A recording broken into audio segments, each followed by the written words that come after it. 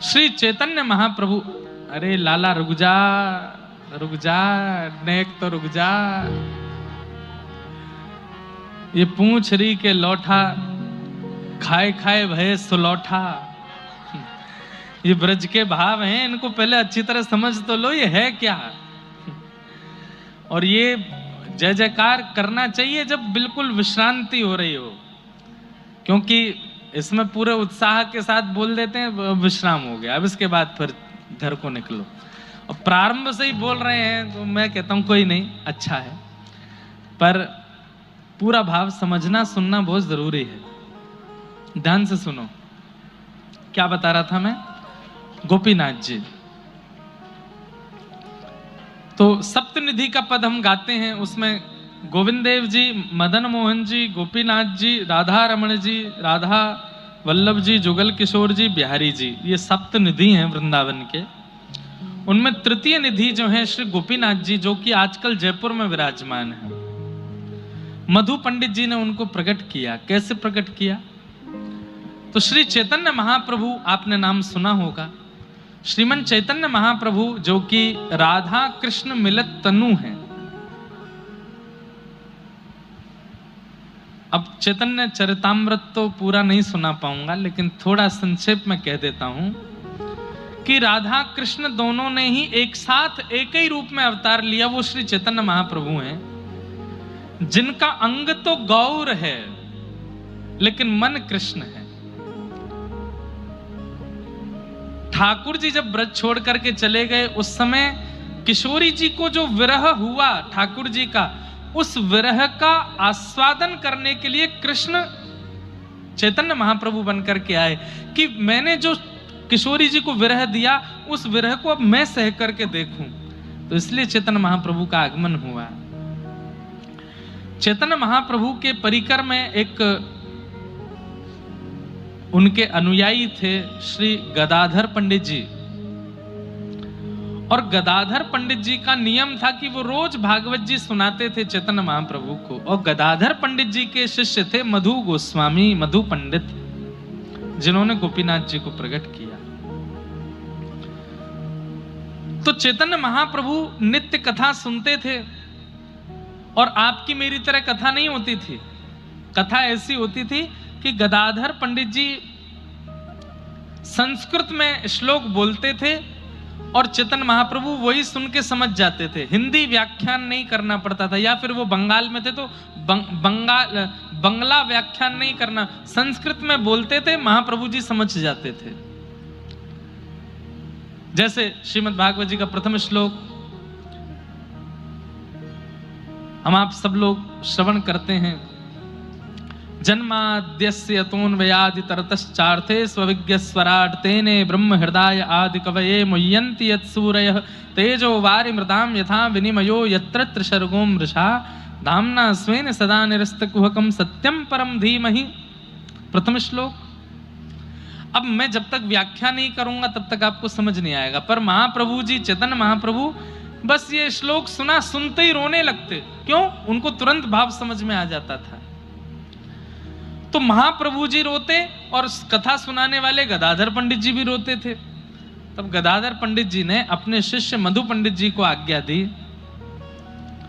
कि कथा सुनाते समय इतना रोना आता है, और जब रोना आता है ना तो हमारे नेत्रों से आंसू निकलते हैं, उस समय नासिका से भी जल निकलता है, तो कहीं वो अश्रु, वो जल भागवत जी को और महाप्रभु जी को स्पर्श ना हो, इसलिए तुम्हें कपड़ा लेकर के बैठा करो, मेरे आंख के आंसू पहुंचते रहा करो, मेरी नासिका को पहुंचते रहा करो, मैं कथा सुनाता रहूं। अब इस पराकाष्ठा को कौन समझे, कितना रोते होंगे।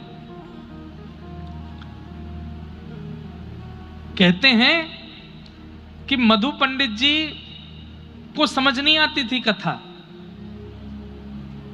वो तो बैठ करके केवल आंसू पहुंचते थे। और 15-20 मिनट की कथा के बाद ये स्थिति होती थी कि जो जिस वस्त्र से आंसू पहुंच रहे होते थे उस वस्त्र को निचोड़ना पड़ता था, तो उसमें से इतना जल निकलता था, इतना रोते थे, इतनी विरह भावना, इतनी भाव दशा।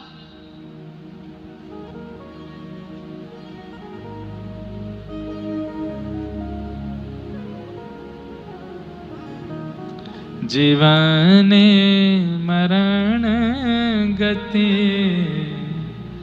नहीं कछु मोह,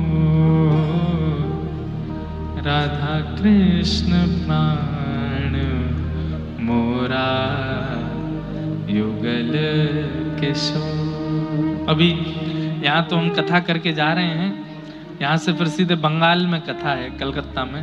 वहाँ ये बंगाली पद है जो अभी गाया मैंने, जगन्नाथ भगवान के और हमारे चैतन्य महाप्रभु के भाव के तो बंगला भाषा के पद हैं, उड़िया भाषा के पद हैं।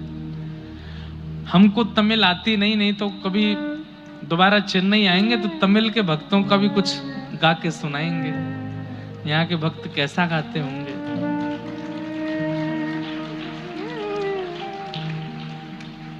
हमारे भारत में एक भक्त हुए, उनका नाम था पुरंदर दास। कई भक्तों ने हो सकता है यूट्यूब पे वो कथा भी सुनी होगी पुरंदर दास जी की। पंडरीनाथ भगवान के भक्त थे। पुरंदर दास जी ने कोई अपराध किया, पूरी कथा नहीं सुनाऊंगा, तो उन्होंने ठाकुर जी से कहा कि अब मुझे दंड दीजिए। आप रूप बदल के मेरी दुकान पे आए, मुझसे दान मांगते रहे और मैं मना करता रहा, मैंने बहुत बड़ा अपराध किया, अब मुझे दंड दो। भगवान बोले कोई दंड नहीं। बोले नहीं, एक दंड तो दो। तो ठाकुर जी बोले क्या दंड दें हम तुमको? बोले कुछ भी दो, बस दो। तो भगवान ने कहा ठीक है, तुम्हारे लिए दंड है, कश्मीर से कन्याकुमारी तक जितने तीर्थ धाम हैं सब जगह भ्रमण करके मेरा दर्शन करो। 1000-1500 साल पहले, तब भी कठिन था, लेकिन पुरंदर दास जी बोले ये दंड है कि कृपा है? ये दंड नहीं है नाथ, ये तो आपने कृपा कर दी मुझ पे कि आपने आज्ञा कि कश्मीर से कन्याकुमारी तक सारे तीर्थों में घूम के आओ, ये तो कृपा है, मुझे दंड चाहिए। तब भगवान ने उनको दंड क्या दिया? बोले ठीक है, तो एक दंड है। बोले क्या? जिस नगर में, जिस प्रांत में तुम जाओगे, वहां की लोक भाषा सीख करके वहां की भाषा में मेरा जब भजन गाओगे तब मैं प्रसन्न होऊंगा, तब मुझे आनंद मिलेगा। तब पुरंदर दास जी बोले हाँ अब ठीक है। तो इससे क्या हुआ? पुरंदर दास जी जिस नगर में जाते, जिस प्रांत में जाते, पहले तो महीना 1.5 महीना वहां की भाषा सीखते, और वहां की जब भाषा आ जाती तब वहां की भाषा में पद लिखते, पद लिख करके फिर ठाकुर जी का दर्शन करते और फिर वहीं की भाषा का पद गा करके ठाकुर जी को प्रसन्न करते। सालों तक पुरंदर दास जी ऐसे ही भारत में भ्रमण करते रहे। तो कभी कभी हमको पुरंदर दास जी से लगता है कि हमें भी ये सीखना चाहिए। ठाकुर जी ने हम पर भी कृपा की है कि हमको पूरे भारत में घूमने का अवसर मिलता है, पूरे विश्व में जाने का अवसर मिलता है। तो कम से कम जहां ठाकुर जी विराजमान है वहां की भाषा सीख करके वहां की भाषा में ठाकुर जी का गुणानुवाद गाएं। तो हम उड़िया में गा लेते हैं, बंगाली में गा लेते हैं, पंजाबी में गा लेते हैं, हिंदी में गा लेते हैं, और मराठी में गा लेते हैं, और कौन सी गा लेते हैं? वो मराठी, हाँ, गुजराती में गा लेते हैं, मारवाड़ी में गा लेते हैं, मारवाड़ी में गा लेते हैं।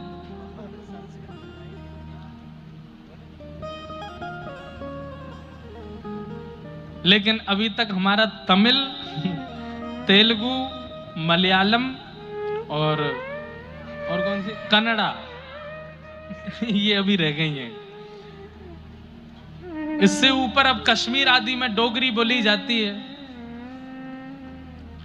वो सब भी कम आती हैं। पहाड़ी भी थोड़ी बहुत गा ही लेते हैं, बोल लेते हैं, पर अभी ये दक्षिण की भाषाएं हमको नहीं आई हैं। इस बार हम चेन्नई में कह के जा रहे हैं, अगली बार दक्षिण में कहाँ जहाँ कहीं आएंगे ना, वहां की भाषा में कुछ तो गाएंगे।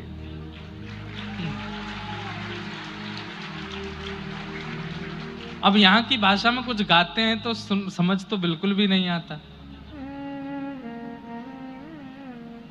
हमें तो एक भी शब्द नहीं आता। पर उत्तर भारत में जब कोई जाके बोलता है तो ये लगता है कि मटके में कंकड़ रख के बजा दिए हों जोर से। लेकिन वेंकटेश भगवान यहाँ पर यहीं की भाषा से प्रसन्न होते हैं।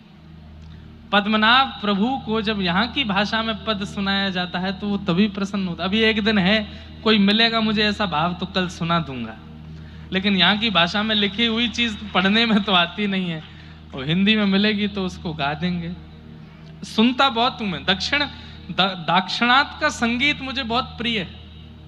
मैं अपनी गाड़ी में भी, अपने कमरे में भी जब बैठता हूं तो दक्षिण भारत का संगीत बहुत सुनता हूं, पर मुझे शब्द नहीं समझ आते, शब्दार्थ नहीं है, स्वर ज्ञान हो जाता है बस।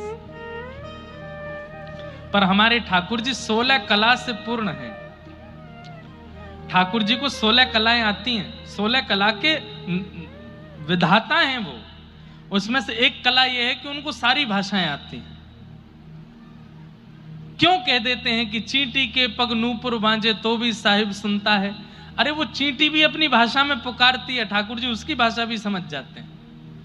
वो सब भाषाओं के निधान हैं, उनको सारी भाषाएं प्रिय हैं। तो चैतन्य महाप्रभु इतना रुदन करते थे कथा सुनते सुनते कि अविरल अश्रुधार नेत्रों से बंदे ही नहीं होती थी। मधु पंडित जी बस उनके आंख ही पहुंचते रहते थे और मन में ये सोचते थे ये ऐसा क्या बोल रहे हैं कि इतना रोना आ रहा है। बंधुओं, समझ में भले ही ना आया हो, लेकिन कभी कभी माहौल का असर हो जाता है ना। अरे भाई, छोटा बालक है, उसको ये ज्ञान नहीं है कि ये दिया है, इसमें अग्नि है, इसको छूने से जल जाऊंगा मैं, वो फिर भी उसके पास जाता है। पास जाने पर उसको पता नहीं है कि इससे मैं जलूंगा, लेकिन अपना हाथ उसके पास ले जाने पर जब जलता है तो तुरंत हाथ पीछे कर लेता है। मतलब स्पर्श होते ही उसका आभास तो होता है ना। ठीक वैसे ही यहाँ गदाधर पंडित जी और श्री चैतन्य महाप्रभु का आपस में संवाद चलता है। मधु पंडित जी को समझ में कुछ नहीं आता, पर उसका ताप थोड़ा तो चित्त में आने लगा, और वो ताप ऐसे आया कि कुछ महीने व्यतीत होने के बाद में मधु पंडित जी के भी आंसू निकलते, वो भी रोते, इतना रोते, इतना रुदन करते। गदाधर पंडित जी बोले, तुमको तो संस्कृत समझ में आती नहीं, फिर तुम्हारा रुदन कैसे हो गया? बोले कि आप और महाप्रभु जी का प्रेम मेरे चित्त पर आ गया है, इसलिए मुझे रुदन आता है। समय आया और तब चैतन्य महाप्रभु जगन्नाथ जी में विलीन हो गए। श्री चैतन्य महाप्रभु वो वृंदावन जाना चाहते थे सन्यास लेकर के, लेकिन उनकी माता जी ने कहा कि वृंदावन बहुत दूर है, तुम जगन्नाथपुरी चले जाओ, बंगाल के पास में उड़ीसा है, कभी मुझे मेरे बेटे के दर्शन की इच्छा होगी तो मैं आ तो जाऊंगी तुम्हारे पास। तो अपनी मां की आज्ञा मान करके, क्योंकि सन्यासी को नियम है कि वो बिना मातृ आज्ञा, और अगर कहीं उसका विवाह हो गया है तो उसको पत्नी से भी आज्ञा लेनी पड़ती है, तभी उसका सन्यास में प्रवेश हो सकता है, तभी वो वानप्रस्थी हो सकता है। तो महाप्रभु जी आज्ञा लेने गए मात से कि मां मुझे आज्ञा दो, मैं वृंदावन जाऊंगा, अब सन्यासी हो जाऊंगा।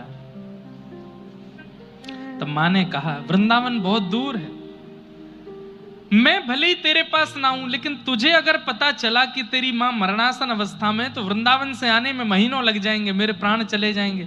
इतनी दूर जा बेटा कि अगर मेरे प्राण जाएं और मेरी इच्छा तेरे अंतिम दर्शन की हो तो तेरे को आने में समय ना लगे। अगर तू चाहता है संन्यास लेना, मैं आज्ञा देती हूं, पर तू वृंदावन की जगह जगन्नाथपुरी चला जा।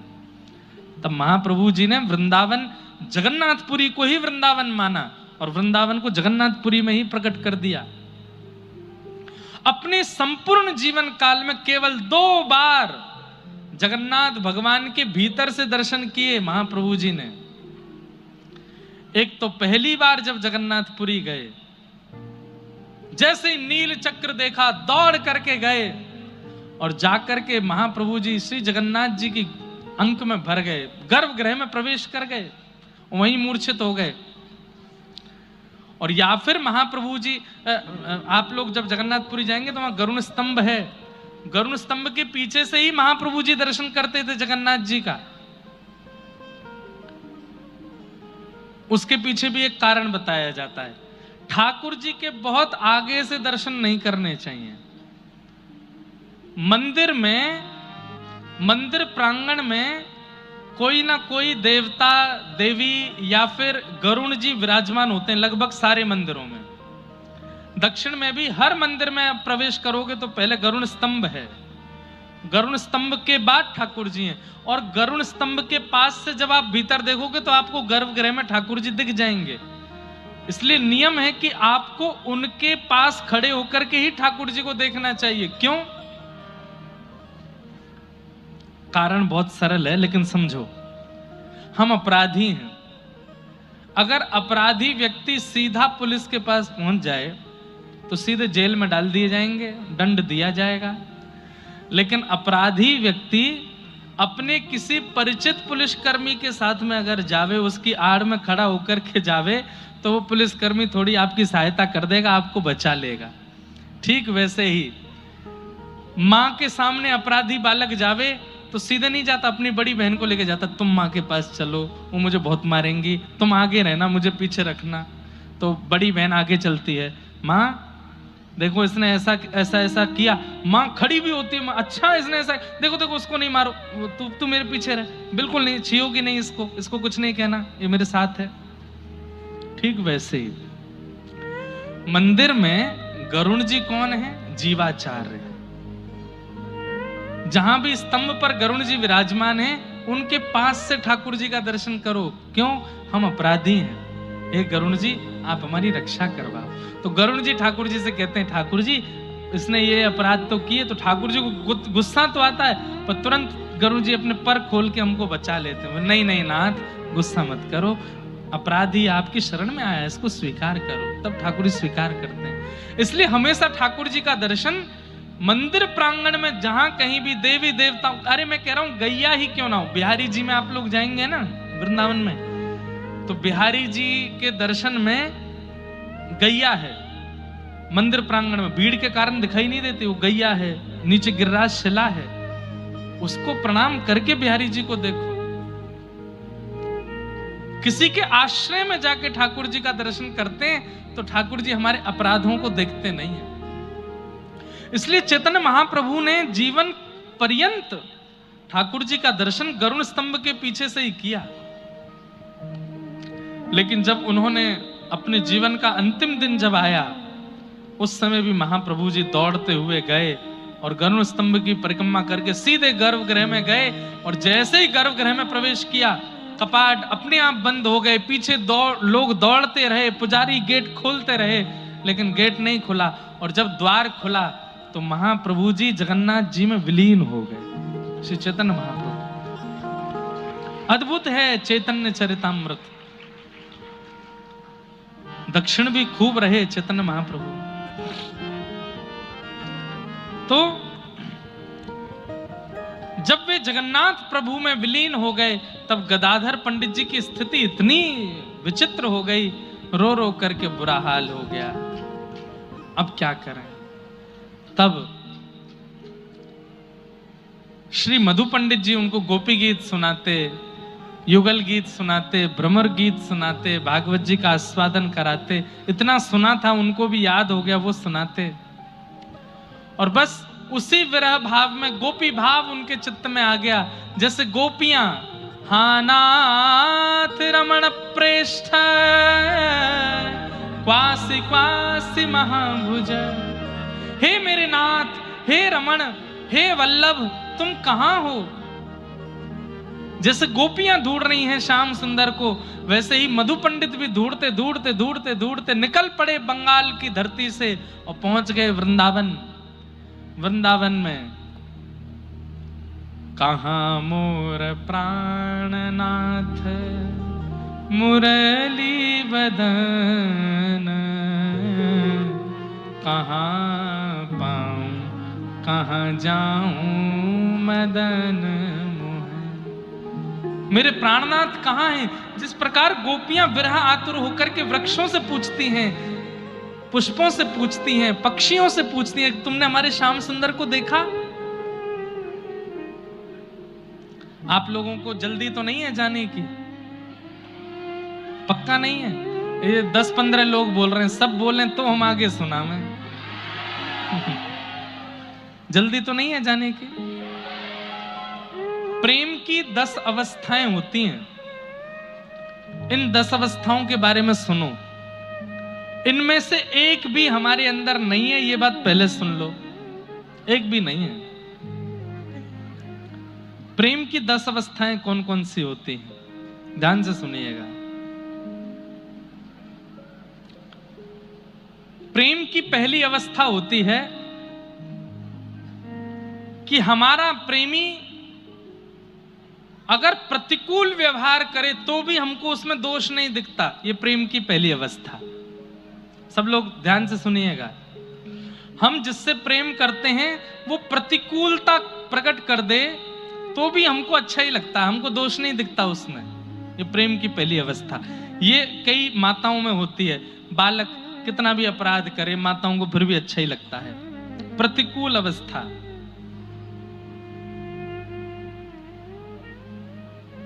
प्रेम की दूसरी अवस्था परीक्षार्थी बन जाना, परीक्षाएं लेना। कुछ ऐसा करना है जिससे पता चले कि प्रेमी मुझसे प्रेम करता है कि नहीं, परीक्षाएं लेना। प्रेम की तीसरी अवस्था रूठना और मनाना। प्रेम की चौथी अवस्था स्वीकार और विश्वास। अब चाहे मेरा प्रेमी छोड़ के भी चला जाए तो भी मुझे वो जीवन भर मेरा ही लगेगा। ये स्वीकार है चित्त से। एक होता है देह से किसी को स्वीकार करना, और एक होता है चित्त में किसी को ऐसा बैठा लेना कि वो देह से नहीं है तो भी उसी का स्मरण है। स्वीकार, विश्वास। पांचवा पुष्ट, संयोग और वियोग। कभी उसकी याद आकर के रोना, कभी उसका पास में अनुभव करके हंसना। छठवा है विरह की पराकाष्ठा। अत्यंत विरह व्याकुल होना, रह ना पाना, भूख ना लगना, निद्रा चली जाना, भोजन ना खाना, किसी से बात ना करना, एकांत में बैठ करके केवल उसको याद करना, विरह। सातवां व्याकुलता, तड़पना, जैसे पानी के बिन मछली। आठवीं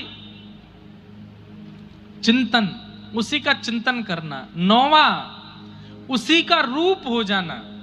हमारा प्रेमी कैसे चलता है हम वैसे चलने लग जाते हैं। हमारा प्रेमी कैसे बोलता है वैसे बोलने लग जाते हैं। हमारा प्रेमी कैसे सोता था वैसे सोने लग जाते हैं। और 10वां प्रेम विगलित हो जाना, शरीर का पिघल जाना। ये प्रेम की 10 अवस्थाएं होती हैं। एक 9वीं अवस्था में यहां पर जड़ चैतन्य मानना, सब वस्तुओं के प्रति चैतन्य बुद्धि हो जाना।